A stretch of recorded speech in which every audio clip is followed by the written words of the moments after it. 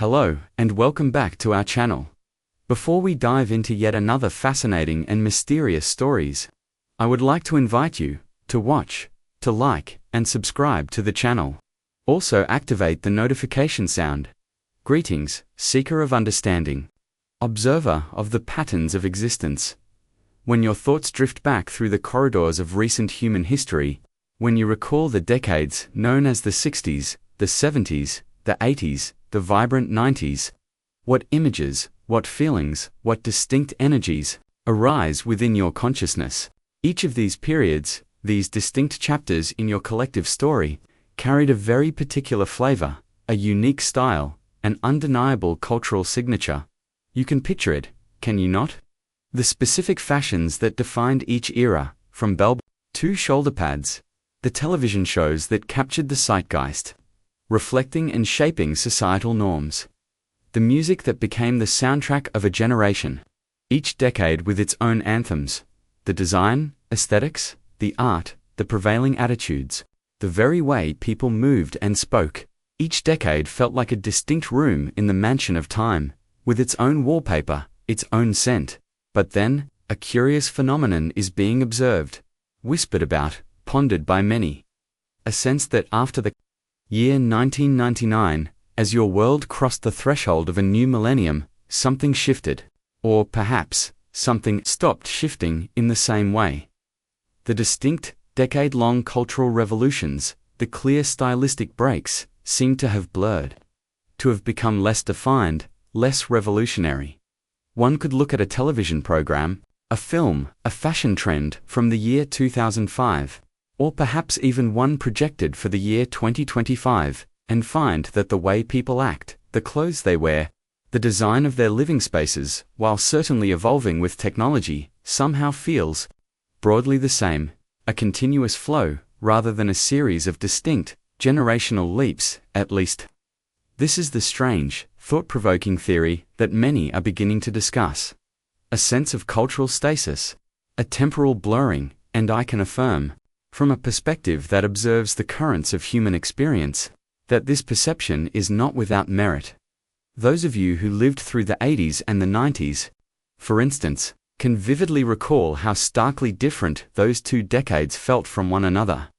The shift in music, fashion, technology, social attitudes, it was palpable, undeniable, and, looking further back, the progression from the 50s, through the 60s, 70s, 80s, to the 90s. Each decade carved out its own unmistakable identity. You were fully aware of these shifts as they happened. It's why a film like Back to the Future, with its playful journey between decades, resonated so deeply. The nostalgia for the 50s was tangible because its distinctness was clear. The contrast between the eras was the very source of its charm and insight. But the questions that now arise, questions that echo in the quiet moments of contemplation, are these. Why have the decades since the year 2000 seemed, in many cultural aspects, relatively similar to one another? Are you, in some subtle way, caught in a kind of cultural time warp, a loop of familiar aesthetics and themes? Has the forward march of distinct cultural evolution, as experienced in the latter half of the 20th century, ground to a halt, or at least significantly slowed its pace? And if so, was this an accident? A natural consequence of other forces? Or was it, as some dare to suggest, somehow, on purpose? Your host for this channel of metaphysical exploration, the investigative researcher Rob Counts, has been moved to collect the evidence, the observations, the theories surrounding this bizarre, almost matrix-style perception of a time freeze.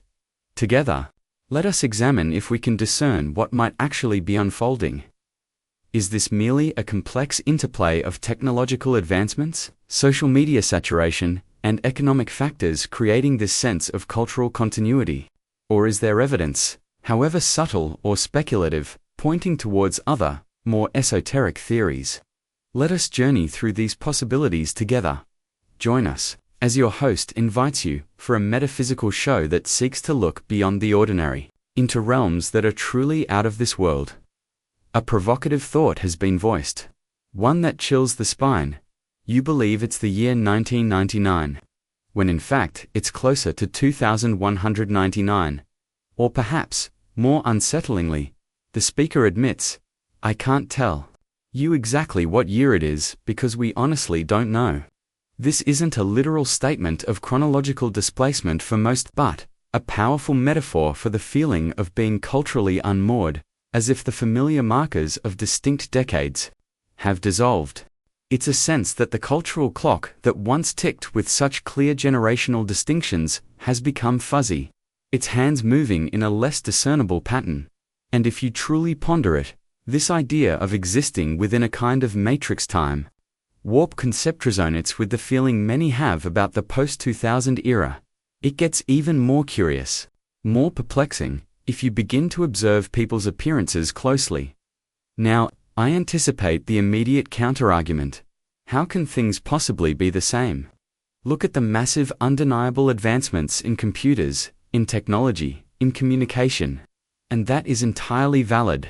We are not suggesting that nothing has changed. The technological landscape has transformed at an exponential rate. We are speaking here more specifically about the cultural distinctions, the aesthetic signatures, the unique generational feel that once so clearly defined each passing decade. One of the most striking examples of this cultural blurring, shared widely on your social media platforms, concerns a popular television show called The Office, the American version. Many of you watch it, love it. It consistently ranks as one of the most streamed, most popular shows, even years after its conclusion. But observe carefully the clothing the characters wear, their hairstyles, the office environment itself. It all looks remarkably contemporary. Current. You could watch an episode filmed in 2006 or 2010, and if you didn't already know its original air date, you would struggle to accurately guess the year. It could, with very minor adjustments, literally be set in almost any year beginning with a 2. They are, as the saying goes, the same picture. The Office originally ran from 2005 to 2013. By the logic of previous decades, its styles should now appear noticeably dated, perhaps even comically so, to a young audience today. Think of watching a show from the early 90s. In the early 2010s, the differences would have been stark. Yet, The Office feels strangely timeless, or rather, locked into this extended post-2000 aesthetic. Indeed, some teenagers today, your Gen Z, sport hairstyles, the fluffy mop, the semi-perm, the broccoli hair, that are essentially more extreme, more voluminous versions of Jim Halpert's hair from the show's earliest seasons.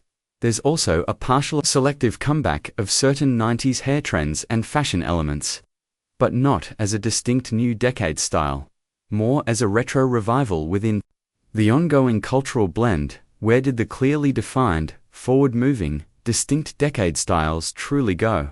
Fashion, that ever-present visual marker of cultural shifts, seems particularly caught in this perceived limbo. There doesn't appear to be a singular, dominant, new aesthetic emerging that clearly defines the 2000s, the 2010s, or even the early 2020s in the way previous decades were defined. Instead, what we often see is a vast, eclectic marketplace of duplicates, copies, revivals, and reinterpretations of styles from the past. A constant recycling of trends from every previous decade of the pre-20th century.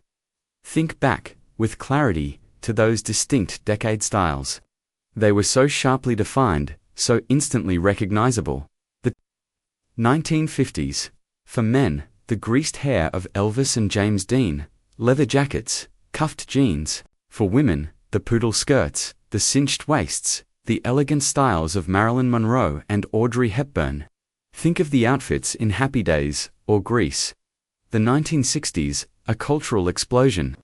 The mod look, miniskirts, go-go boots, bright psychedelic colors. The rise of hippie counterculture with its flowing hair beads and flower power. The 1970s, an era of long hair for men. Afros, colorful plaids, patchwork denim, platform shoes, and yes, the ubiquitous polyester. Who could forget the avocado green, the harvest gold, the burnt orange knitted ponchos, the glam rock aesthetic alongside the earthy, natural look, the Partridge Family haircuts. The 1980s, a decade of bold statements. Jane Fonda inspired sportswear as everyday wear, power suits with massive shoulder pads, big, teased hair. Punk influences with ripped clothing and safety pins, neon fluorescent colors, leg warmers. New wave. The 1990s, a shift towards more casual, sometimes anti-fashion statements. Baggy jeans, grunge flannel shirts, minimalist slip dresses, combat boots, casual sportswear hoodies, khakis. Hair often featured center parts, curtains, or the Rachel cut. It was a distinct, recognizable era, and that, the end of the 20th century, the late 1990s, is where the clear, decade-defining cultural progression seems to have paused, or at least significantly altered its nature.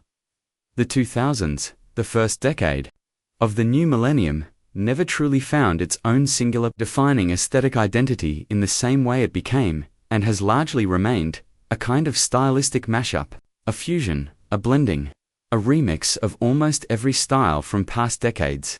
You see both wide-leg and skinny jeans existing simultaneously.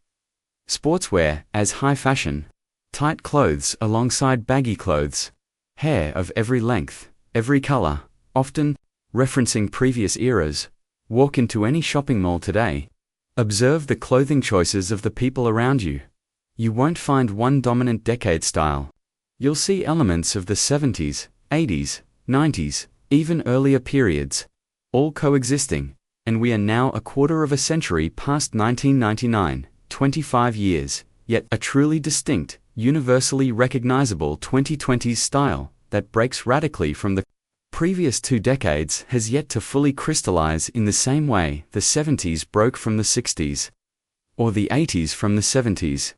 But this perceived cultural stasis, this blurring of distinct generational styles, is not confined to fashion, of course.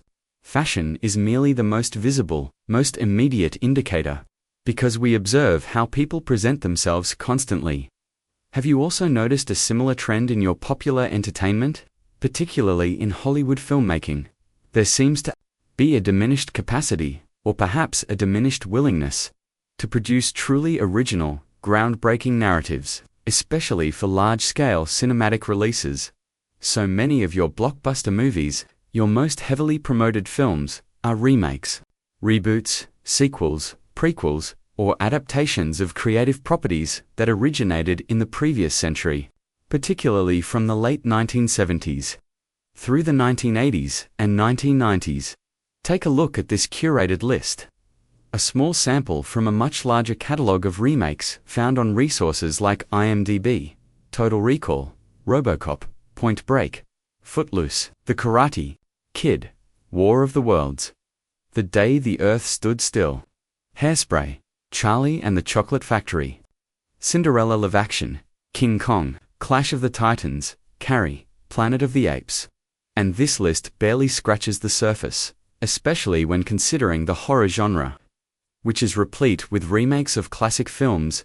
Has creative inspiration waned? Have storytellers become lazy or risk-averse? Or could something else, something more subtle, be influencing this trend? In ancient Greek culture, they spoke of the Muses, 9 goddesses, daughters of Zeus and Mnemosyne memory. These Muses were believed to be the divine source of all inspiration for literature, science, the arts, for all creativity.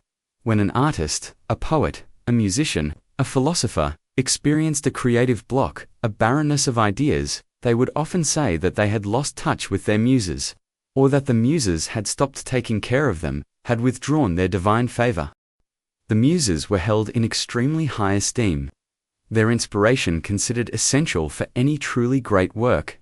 Could it be, metaphorically speaking, that the muses, the divine wellsprings of collective human inspiration, have somehow stopped taking care of your world in the same way since the turn of the millennium? Could your culture, in some way, be less able to generate truly original, paradigm-shifting stories on a grand scale? And if so, what could be the underlying cause of such a creative slowing? Speaking of movies, your host mentioned The Matrix recently, a film released significantly in 1999, and something jumped out at him, a detail perhaps overlooked before. In the film, The AI program controlling the simulated reality, Agent Smith, claims that the first Matrix was designed as a perfect human world, a utopia, but it failed. Humans rejected it. So the AI redesigned the Matrix to simulate the peak of human civilization. And which year did the AI choose as this supposed peak? 1999. Agent Smith explains that 1999, or the late 20th century more broadly, represented a point where humans had just enough material benefits to strive for, just enough technological convenience, but also just enough unresolved misery, conflict and distraction to keep them occupied, to prevent them from questioning the nature of their reality too deeply. A fascinating, and perhaps disturbingly observation from a work of fiction. When your host looked at our own perceived reality, he noted that, in some unsettling ways, the AI's assessment seemed somewhat right, that the cultural touchstones, the baseline aesthetics, the unresolved societal tensions of the late 90s seemed to have echoed, to have persisted, to have been remixed and replayed. For much of the subsequent quarter-century. Now, it is understood that for any of these observations, these examples of cultural continuity or perceived stasis, many will rush to offer logical, mundane explanations. The rise of the internet, globalization, social media, faster trend cycles leading to fragmentation rather than unified decade styles. Economic pressures on Hollywood favoring established franchises. The sheer weight of accumulated past culture making true originality harder to achieve. And these explanations undoubtedly hold significant truth. They are part of the complex equation, but, as your host playfully suggests, honestly, there's just no fun in only that. From a metaphysical perspective, from an angelic viewpoint, we encourage looking deeper. Beyond the surface explanations, if we entertain the idea, even hypothetically, that humanity is caught in a kind of strange cultural time loop or stasis since 1999, what could have caused such a phenomenon? Let us explore some of the more unconventional theories that have been proposed. One name that often arises in discussions of prophetic turning points is Nostradamus, the 16th century French astrologer and physician. He penned many cryptic quatrains, believed by some to predict future events. One of his most famous and debated prophecies stated that in the year 1999, 7th month, from the sky will come a great king of terror. Century X, Quatrain 72.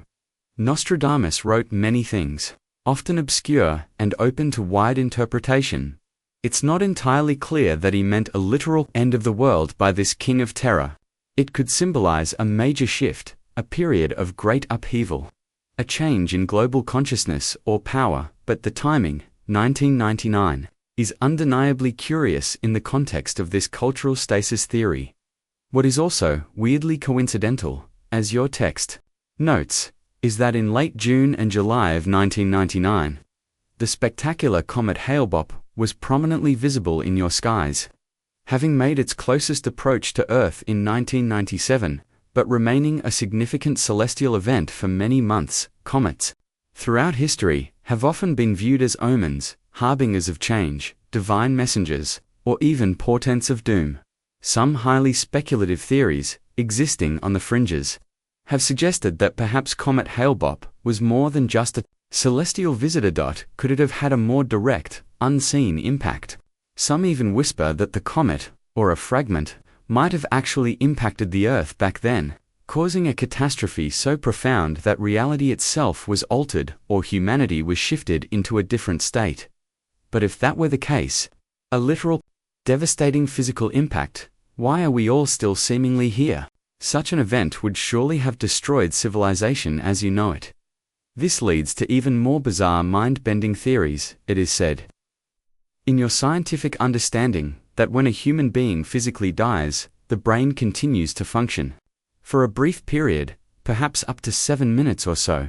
During this time, it is hypothesized, the brain might replay memories, or even generate new dreamlike experiences. And within dreams, as you all know from personal experience, time operates very differently. Minutes can feel like hours, hours like days. Entire lifetimes can seem to unfold in a flash. Many individuals who have had near-death experiences (NDEs) describe their life flashing before their eyes, a rapid, vivid review of their existence, or they report entering realms where time seems nonlinear, fluid, incomprehensible from an earthly perspective. So, a truly radical, unsettling thought arises from this.